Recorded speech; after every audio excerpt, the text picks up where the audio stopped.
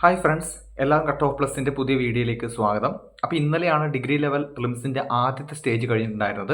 അതിന് റിവ്യൂവും കാര്യങ്ങളും നമ്മുടെ ചാനൽ നമ്മൾ ഇട്ടിട്ടുണ്ടായിരുന്നു. അപ്പോൾ പിന്നെ നമുക്ക് ലഭിക്കുന്ന മെസ്സേജുകൾ അതിൻ്റെ കട്ട് ഓഫ് കാര്യങ്ങൾ ചോദിച്ചിട്ടുണ്ടാണ്.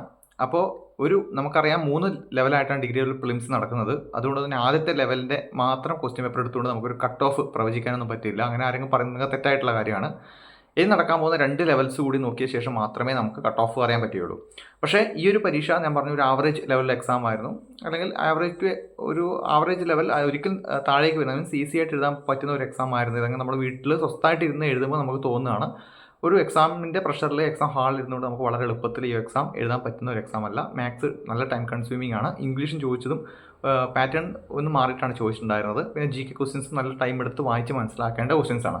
അതുകൊണ്ട് തന്നെ ഇതിൻ്റെ ആൾക്കാർക്ക് ലഭിച്ച മാർക്ക് കട്ട് ഓഫിനേക്കാൾ കൂടുതൽ എത്ര ആൾക്കാർക്ക് എത്ര റേഞ്ചിൽ മാർക്ക് ഉണ്ട് എന്നൊരു ഏകദേശ ധാരണ മാത്രമേ നമുക്ക് ലഭിക്കുന്നുള്ളൂ.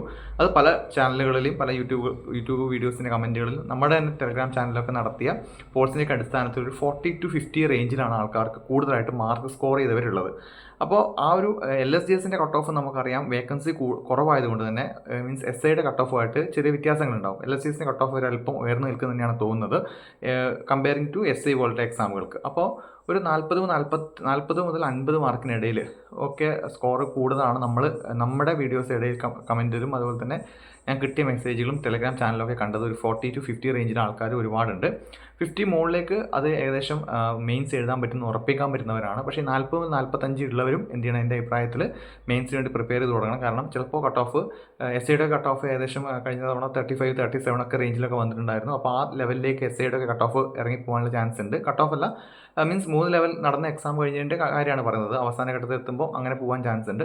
അതുകൊണ്ട് തന്നെ ഈ റേഞ്ച് മാർക്കുള്ളവർ എന്തായാലും മെയിൻസിന് പഠിച്ചു തുടങ്ങും. അപ്പോൾ എന്തായാലും പഠിച്ചു തുടങ്ങുന്നതുകൊണ്ട് തന്നെ നിങ്ങൾക്ക് ഒരു നഷ്ടം ഉണ്ടാവില്ല. ഈ തവണത്തെ പ്രിലിംസ് കിട്ടിയില്ലെങ്കിൽ കൂടി അടുത്ത തവണത്തെ പ്രിലിംസ് ഇനി ഏകദേശം സെക്രട്ടറി അസിസ്റ്റൻ്റ് പോലുള്ള പരീക്ഷകൾക്ക് ഒരു കൊല്ലം കൂടി കഴിയുമ്പോഴേക്കും അതിൻ്റെ മെയിൻസും പ്രിലിംസൊക്കെ വന്നു തുടങ്ങും.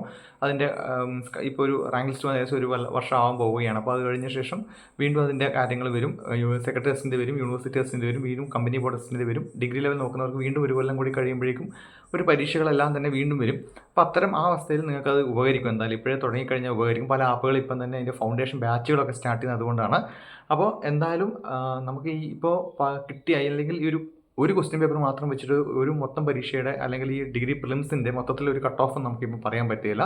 പക്ഷേ നമുക്കറിയാം റേഞ്ചസ് ഓഫ് മാർക്കുള്ളത് കൂടുതലായിട്ട് നമുക്കറിയാൻ പറ്റിയത് 40 to 50 മാർക്കാണ്. അപ്പോൾ നിങ്ങൾക്ക് അറിയുന്ന മാർക്കിൽ നിങ്ങൾ കിട്ടിയ മാർക്ക് എത്രയാണ് താഴെ കമൻറ്റ് ചെയ്യുക. അപ്പോൾ ഏകദേശം ഐഡിയ ഒക്കെ നമുക്ക് കിട്ടും. അപ്പോൾ ഇതൊന്നും വലിയ കാര്യമില്ല. എന്തായാലും നിങ്ങളുടെ പഠനം തുടരുക എന്ന് തന്നെയാണ് അൾട്ടിമേറ്റ് എയിം ആയിട്ടുള്ളത്. പക്ഷേ ഒരുപാട് പേര് ഈ ഒരു കട്ട് ഓഫ് റേഞ്ച് എന്നൊക്കെ ചോദിച്ച് മെസ്സേജ് അയക്കുന്നുകൊണ്ടാണ് പറയുന്നത്. ഈ ഒരു സമയത്ത് കട്ട് ഓഫ് പ്രവചിക്കാൻ ആർക്കും പറ്റില്ല. 3 എക്സാം എടുത്തുകൊണ്ട് 3 എക്സാം കഴിഞ്ഞ ശേഷം കൃത്യമായി വിശകലനം ചെയ്തുകൊണ്ട് നമുക്കൊരു റേഞ്ച് ഓഫ് മാർക്ക് പറയാൻ പറ്റും. ഏകദേശം അത് ഈക്വലായിട്ട് വരാറുണ്ട്. അപ്പോൾ അതാണ് പറഞ്ഞത്. അപ്പോൾ എന്തായാലും നിങ്ങൾക്ക് കിട്ടിയ മാർക്ക് അല്ലെങ്കിൽ നിങ്ങളുടെ സുഹൃത്തുക്കൾ കിട്ടിയ മാർക്ക് എത്രയാണ് താഴെ കമൻറ്റ് ചെയ്യുക. നമ്മുടെ ടെലഗ്രാം ചാനലിൽ ഒരു പോൾ ഇട്ടിട്ടുണ്ട്, അതിൽ ജോയിൻ ചെയ്യുക. നമ്മുടെ ചാനൽ ഇതുവരെ സബ്സ്ക്രൈബ് ചെയ്തിട്ടില്ലെങ്കിൽ സബ്സ്ക്രൈബ് ചെയ്യുക. താങ്ക്